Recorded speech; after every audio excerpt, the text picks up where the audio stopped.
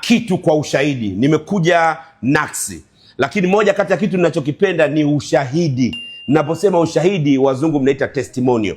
Mrembo huyu hapo. Unasema anaitwa nani? Gertrude. Anaitwa Gertrude. Ukimwangalia Gertrude, kuna changamoto alipitia, lakini ana mabadiliko makubwa. Ukitaka kujua mabadiliko yake yametokana na nini? Kutokana na bidhaa. Gertrude, kwanza nikupongeze. You look so beautiful by the way. Umepitia process ndefu sana. Ndio.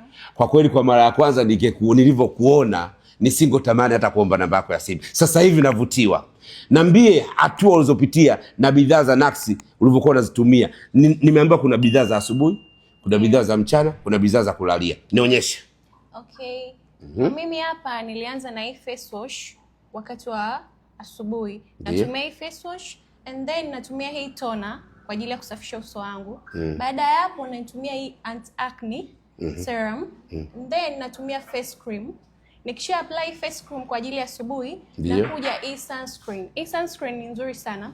Una apply hata kama una madoa, una darks, yani una madoa, una anything ambacho kiko kwenye uso wako, inakusaidia kucover. Iko kama foundation fulani hivi, lakini ni sunscreen. And then kwa usiku unatumia pia hii face wash.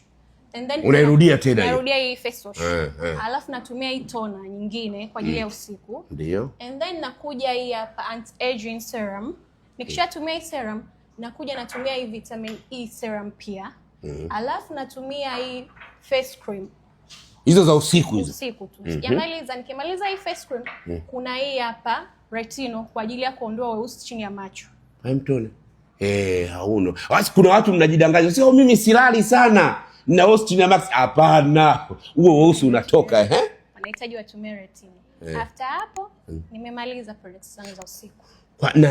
Na hii hapa ulitumia muda gani mpaka ukapata mabadiliko haya? Ndani ya mwezi mmoja tu. Ndani ya mwezi mmoja unapata mabadiliko haya. Umemwona